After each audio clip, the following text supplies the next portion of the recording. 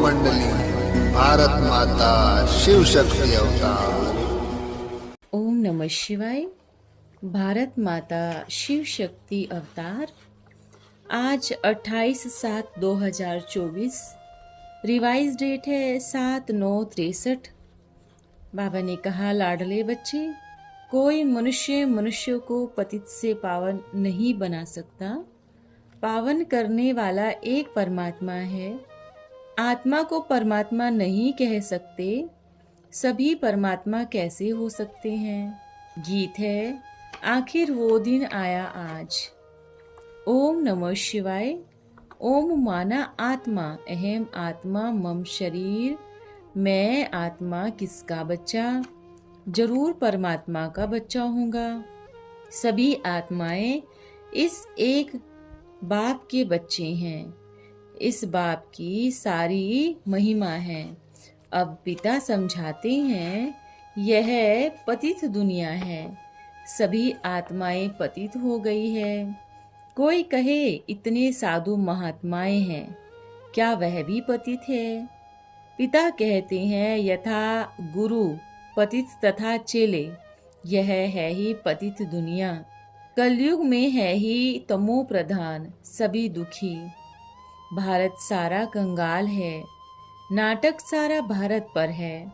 भारत सिरताज, भारत मोहताज। साधु सन्यासी भी ईश्वर को नहीं जानते। जो नहीं जानते वह 100% नास्तिक है। नास्तिक ठहरे न जानने वाले, आस्तिक ठहरे जानने वाले। अब जाने कैसे? कहा जाता है, फादर सोज सन, सन सोज फादर। परंतु जब तक फादर ने बच्चों को परिचय नहीं दिया, तब तक बच्चे जाने कैसे? फादर का एक्यूपेशन तो है नई दुनिया स्वर्ग स्थापन करते हैं, तो उनसे स्वर्ग की बादशाही मिल सकती है ना। स्वर्ग किसको कहा जाता है? कोई विद्वान पंडित इतना भी नहीं जानते, तो गीत भी सुना, दुनिया है निधन की। जैसे बच्चे लड़ते हैं तो कहते हैं कोई धनी धोनी नहीं है। अब तो घर घर में स्त्री पति बच्चे सभी लड़ते रहते हैं। पॉइजन से जन्म लेते हैं तो बिच्छू टिंडन ही निकलेंगे ना। गाते हैं, अमृत छोड़ विष काहे को खाए, तो विष है ना। अब नानक के पास तो अमृत नहीं था, वो चैतन्य बीज रूप ज्ञान सागर तो मैं हूँ। मुझे नाम रूप से न्यारा कहते हैं, तो फिर ज्ञान सागर कैसे ठहरे? यह नाम रूप से न्यारा भी यह गुरु लोग कहते हैं। गुरु की तो बहुत महिमा है। गुरु बिन घोर अंधियारा, ज्ञान अंजन सतगुरु दिए। परंतु अब तो सभी अंधियारे में है। अंधियारा विनाश तो किसका हुआ ही नहीं। इसका मतलब तुम झूठे गुरु ठहरे। जो कहते हैं वो झूठ कहते हैं। स्त्री नरक का द्वार है। तुम तो माताओं को निंदते हो, अपने स्त्री को छोड़कर फिर और स्त्रियों के गुरु बनते हो। ज्ञान देना है तो पहले चैरिटी बिगिंस एट होम। इसको ज्ञान दियो ना। इसको तो दुहागिन कर छोड़ गए। अब सच्चा सतगुरु तुमको मिला है, कहते हैं निरंतर मुझे याद करो, क्योंकि पाप का बोझा बहुत है। सभी से जास्ती बोझा तो इन गुरुओं पर है। यह सन्यासी ईश्वर सर्वव्यापी नहीं कहते। वह गीता के ऊपर मेरा नाम लगाते तो मनुष्य मुझे ही याद करते। यह तो मेरे से योग भ्रष्ट करते हैं। गंगा पर ले जाते हैं। गंगा पतित पावनी है। गंगा स्नान करने जाते हो तो तुम पतित ठहरे, फिर अपने को महात्मा क्यों कहलाते हो? तुम माताएं तो उनकी चोलियां बन रीढ़ बकरियां बन गई। जो गुरु तेरी निंदा करते हैं, तुमको नरक का द्वार कहते हैं, सर्पणी कहते हैं, उनको फिर तुम गुरु कहते हो। यहाँ बाबा तो तुमको माता गुरु बनाते हैं और वो माताओं का इतना बड़ा तिरस्कार करते हैं। इसलिए कहते हैं इन गुरुओं को अब छोड़ो। उन्हों का है ही अलग निर्वर्ती मार्ग। उन्हों का भी ड्रामा में पार्ट है, जो द्वापर में आकर सृष्टि को थमाते हैं। नहीं तो सृष्टि चलायमान हो जाए। तो उन्हों को पवित्र रहना है तो हम जिन्स को पवित्र बनाना है। फीमेल को तो दुहाग दे जाते हैं जो अपने रचना की पालना नहीं करते। वह सदगति कैसे पा सकते हैं? भिक्षा लेते हैं तो इसका एवजा तो कुछ देते नहीं, परमात्मा भी एवजा देते हैं। देखो सुदामा ने चावल मुट्ठी दी तो झट साक्षात्कार करा दिया ना। ऐसे महल मिलेंगे। भक्ति मार्ग में ईश्वर अर्थ देते ही है लेने के लिए। निष्काम दान का तो गप मारते हैं। निष्काम कोई है नहीं सिवाय एक बाप के। राजभाग बच्चों को देकर खुद वानप्रस्थ में चले जाते हैं। अब वानप्रस्थ से वाणी में मैं आता हूँ। कृष्ण तो नहीं आ सकते, वो तो सतयुग में हैं। कृष्ण रूप बदल कर भी नहीं आ सकते। कृष्ण को ज्ञान सागर व पतित पावन तो कहते नहीं। पतित पावन राधे कृष्ण गाते हैं क्या? मंदिर में जाते हैं तो ऐसे ही कह देते मात पिता। राम सीता को भी कह देते मात पिता। वो तो जो राम सीता का बच्चा होगा उनके माँ बाप ठहरे। यह तो जिनके भी मंदिर में जाएंगे उनको मात पिता कहेंगे। जगदम्बा पास जाएंगे तो भी कहेंगे तुम मात पिता, परंतु वो तो माता है। पिता कहाँ है? जोहरी बाजार में मम्मा देवी के मंदिर में जाते हैं। अब मम्मा भी तो एक होनी चाहिए। जगदम्बा एक, जगत पिता एक, श्री श्री जगत गुरु भी एक होना चाहिए। यहाँ तो ढेर के ढेर है। काली, दुर्गा, फलानी सभी को जगदम्बा कहते हैं। वास्तव में मात पिता एक, शिव बाबा सभी का रचयिता, बाकी सभी रचना। ब्रह्मा विष्णु शंकर भी रचना। सूक्ष्म सृष्टि पिता रचते हैं। बस चित्र मुख्य यह है। बाकी जो भी इतने चित्र बनाए हैं सभी दुकानदारी वहाँ ही काले कृष्ण को रखेंगे, वहाँ ही गोरे को भी रखेंगे। यह तो पता नहीं गोरा कौन सावरा कौन। खुद जो मालिक था वो अब 84 जन्म में पतित हो गया, उनको ही पता नहीं। हम भी बहुत पूजा करते थे। अब पिता आकर कहते हैं जानते हो यह कौन है? मैं इनके जन्मों को जानता हूँ, यह नहीं जानते। अब यह इनको भी कहते हैं, तुम बच्चों को भी कहते हैं। सिर्फ अर्जुन को तो नहीं कहते, सभी गपोड़े हैं, उनको कितना उठाते हैं। बाप कहते हैं बच्चे थोड़ा विचार करो। वेद शास्त्र सतयुग में होते नहीं, न मंदिर होते हैं, क्योंकि भक्ति बाद में शुरू होती है। लक्ष्मी नारायण जाएंगे तब तो उनके मंदिर बनेंगे ना। जब खुद चैतन्य में बैठे हो तो मंदिर कहाँ से आया? इस समय तो सभी बेसमझ रोगी हैं। सन्यासी भी रोगी तो बनते हैं, परंतु स्वर्ग में कोई बीमारी नहीं होते। तो यह कितनी बड़ी हॉस्पिटल है, कितनी बड़ी यूनिवर्सिटी है, जहाँ 21 जन्म लिए निरोगी बनते हैं। यहाँ क्या है? न कोई नर्स न डॉक्टर, जैसे कैसे सहज है। तुम घर में भी यह हॉस्पिटल खोल सकते हो। सिर्फ 3 पैर पृथ्वी के चाहिए।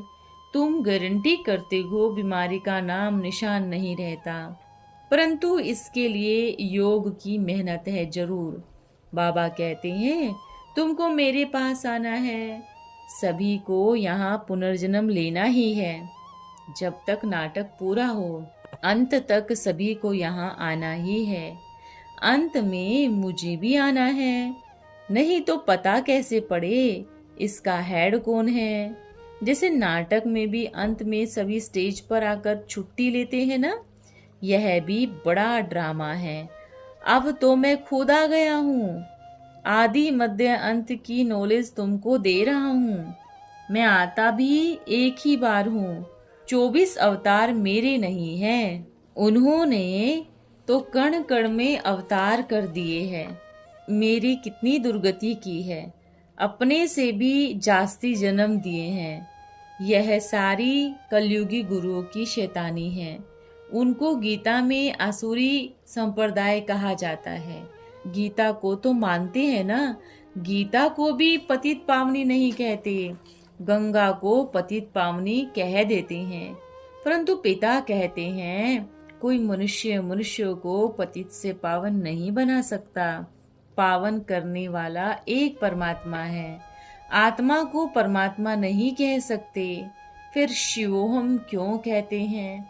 सभी परमात्मा कैसे हो सकते हैं? भक्त भी भक्ति करते रहते हैं, क्या परमात्मा को भी भक्ति करनी है? फिर तो भक्ति भी खंडन हो गई। खुद परमात्मा है तो परमात्मा की भक्ति साधना क्यों करते हैं? सभी इतने बड़े बड़े साधु महात्माएं तुच्छ बुद्धि बन गए हैं। यह भी ड्रामा की नूंद है। जब ऐसे पतित बने तब तो मुझे आना पड़े। वो तो तुच्छ बुद्धि इतना भी नहीं समझते रावण क्या है। कितना खर्चा कर रावण बनाते हैं, फिर बैठ जलाते हैं। बड़े राजे महाराजे कितने बेसमझ है। बाप तो बहुत सहज समझाते हैं। यह युगल स्त्री पुरुष है रावण। अब रावण राज्य है, तब तो राम राज्य मांगते हैं। फिर भी अपने को रावण थोड़े ही समझते हैं।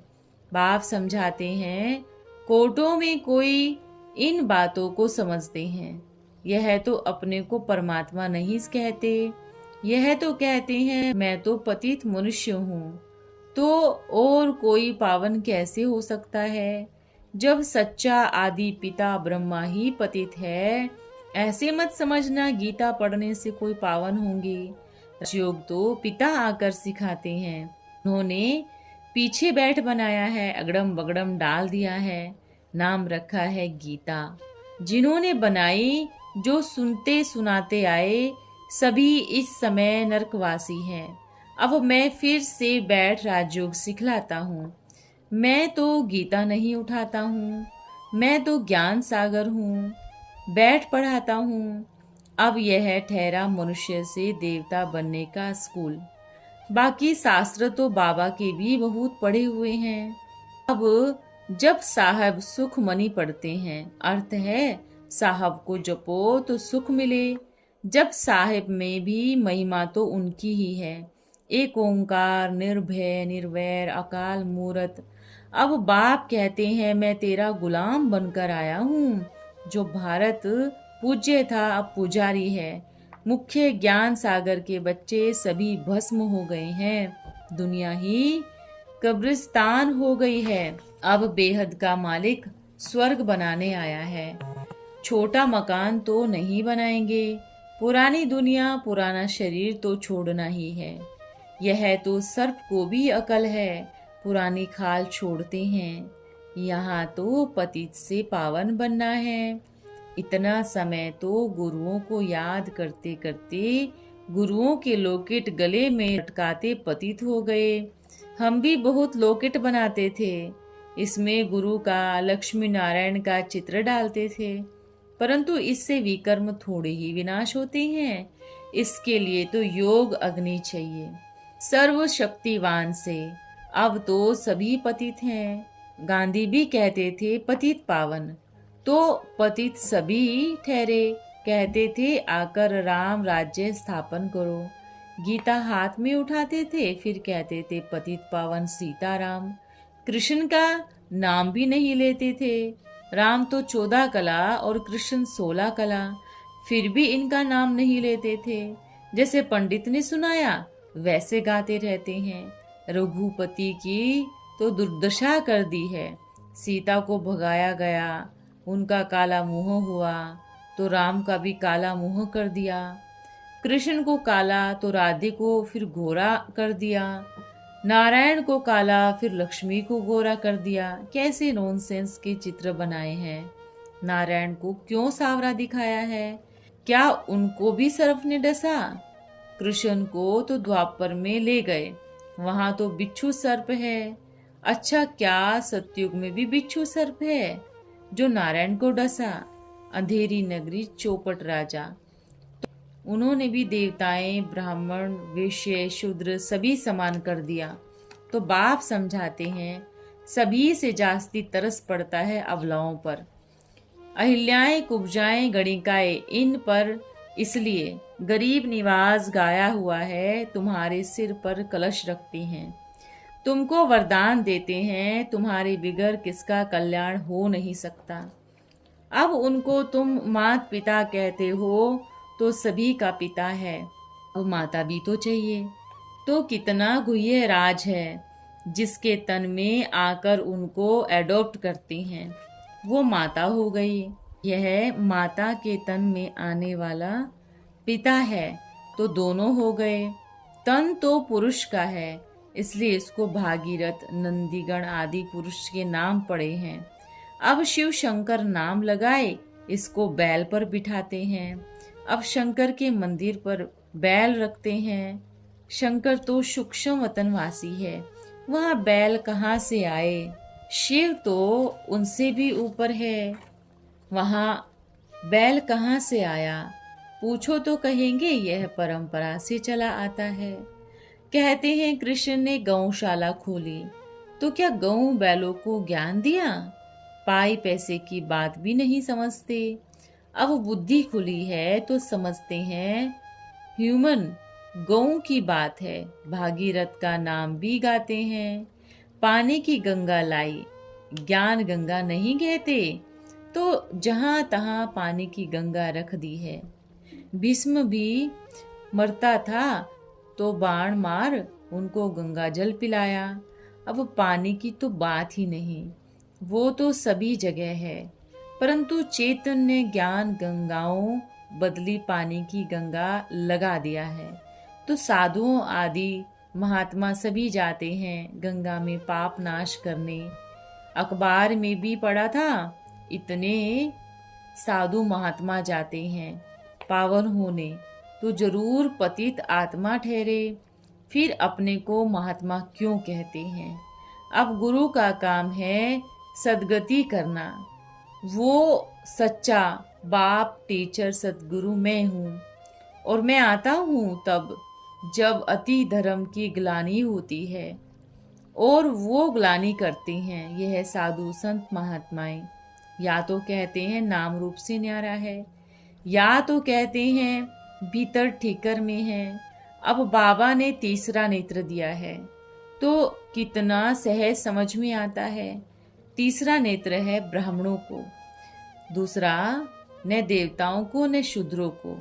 लक्ष्मी नारायण को पता पड़ता कि हम 84 जन्म ले पतित बनेंगे तो सारी खुशी चली जाएगी, परंतु वहाँ यह ज्ञान प्रायलोप है, क्योंकि ज्ञान से होती है सद्गति। वहाँ तो है सद्गति, तो परंपरा कहाँ चला? अब यह बातें धारण करनी है। अच्छा, रूहानी बच्चों को याद प्यार और नमस्ते। हम रूहानी बच्चों की प्यारे बाप दादा को याद प्यार और नमस्ते। ओम नमः शिवाय। आज का वरदान बाबा ने दिया, सर्व गुण संपन्न भव। अपने को तृप्त आत्मा महसूस करती हो?